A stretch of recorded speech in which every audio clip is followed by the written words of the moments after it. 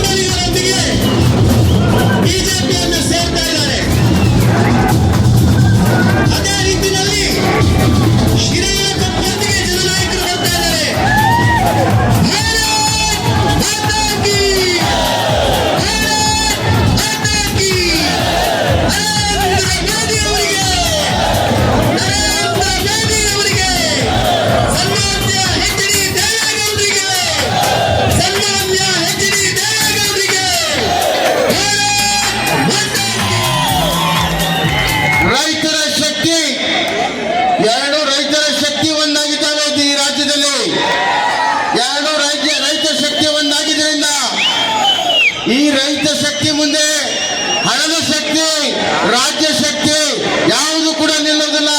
ರೈತ ಶಕ್ತಿಗೆ ಗೆಲುವಾಗ್ತದೆ ಬಂಧುಗಳೇ, ರೈತ ಶಕ್ತಿಗೆ ಗೆಲುವಾಗ್ತದೆ. ಕಾಂಗ್ರೆಸ್ನವರು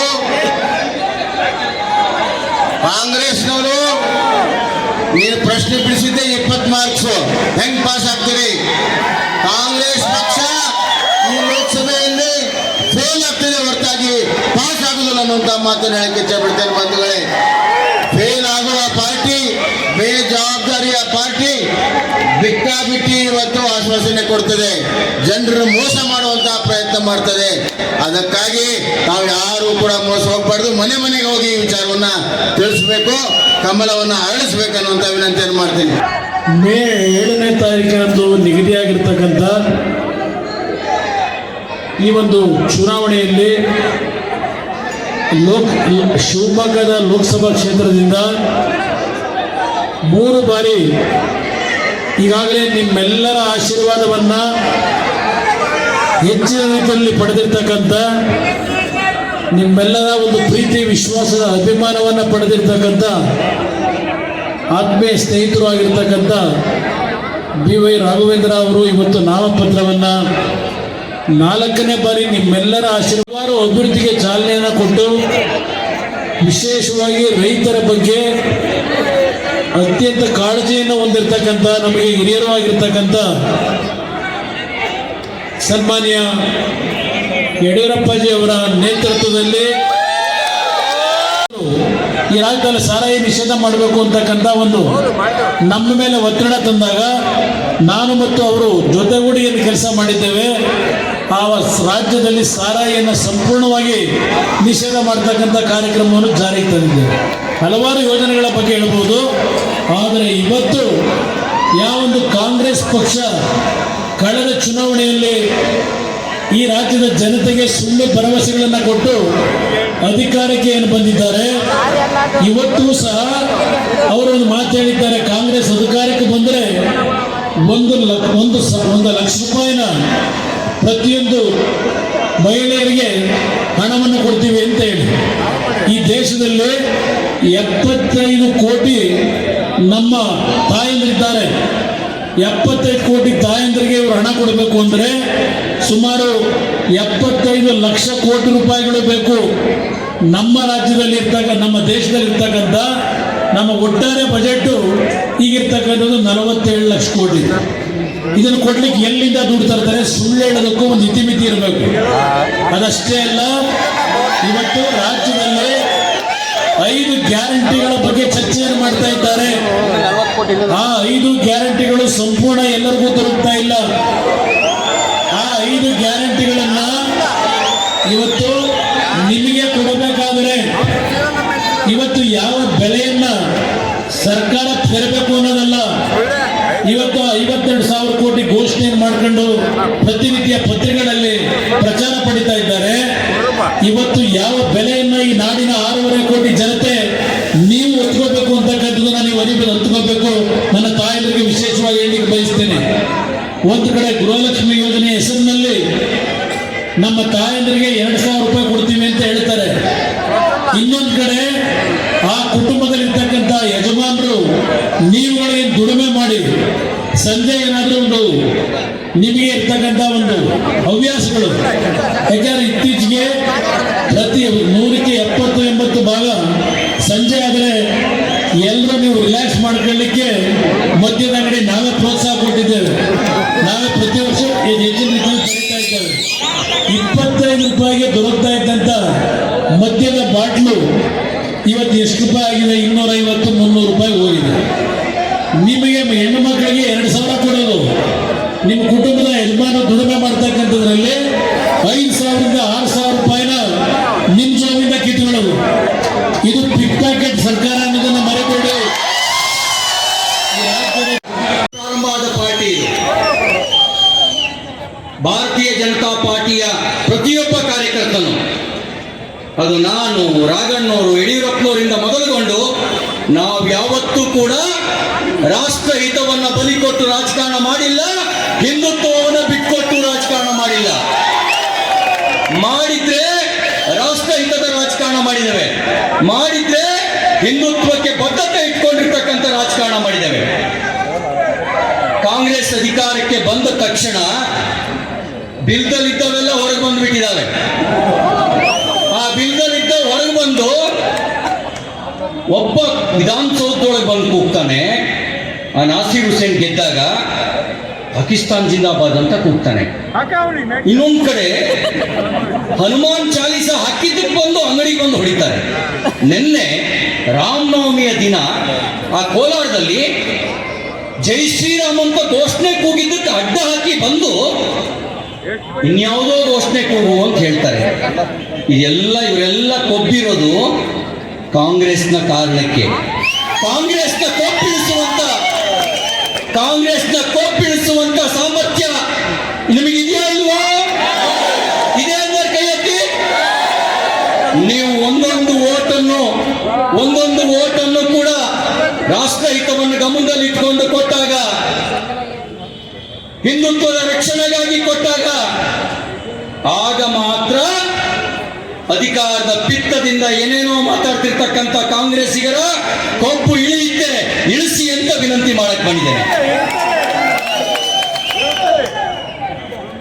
ದಲಿತ ವಿರೋಧಿಯಾಗಿ ಕಾಂಗ್ರೆಸ್ ವರ್ತನೆ ಮಾಡ್ತಾ ಇದೆ.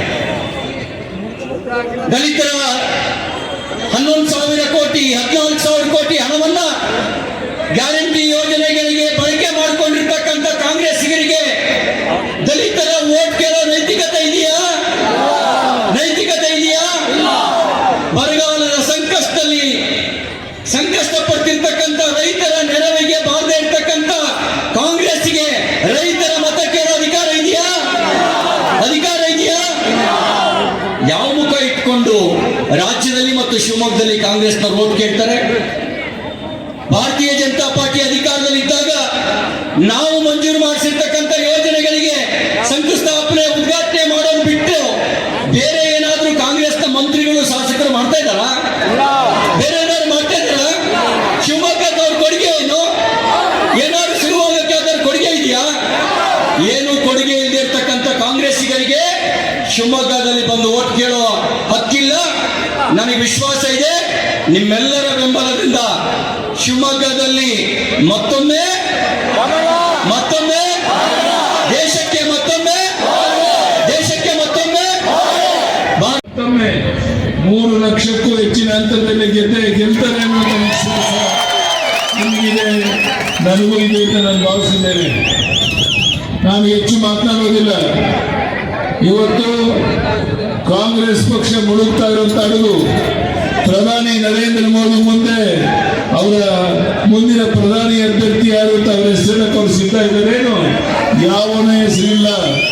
ಹೀಗಾಗಿ ಇಡೀ ವಿಶ್ವವೇ ಕೊಂಡಾಡ್ತಿರುವಂತ ಪ್ರಧಾನಿ ನರೇಂದ್ರ ಮೋದಿ ಅವರ ಬಗ್ಗೆ, ಅದೇ ರೀತಿ ಮಾಜಿ ಪ್ರಧಾನಿ ದೇವೇಗೌಡರ ಇಬ್ಬರ ಹೊಂದಾಣಿಕೆ ಬಹುಶಃ ನಮಗೆ ದೊಡ್ಡ ಒಂದು ಶಕ್ತಿಯನ್ನು ಕೊಟ್ಟಂತಾಗಿದೆ. ಬರುವಂತ ದಿವಸಗಳಲ್ಲಿ ದೇವೇಗೌಡರು ಪ್ರಧಾನಿ ನರೇಂದ್ರ ಮೋದಿ ಅವರು ಒಟ್ಟಾಗಿ ರಾಷ್ಟ್ರದ ಉದ್ದಗಲಿಗೆ ಓಡಾಡ್ತಾರೆ. ನಮ್ಮ ರಾಜ್ಯದಲ್ಲಿ 28ಕ್ಕೆ 28 ಲೋಕಸಭಾ ಕ್ಷೇತ್ರ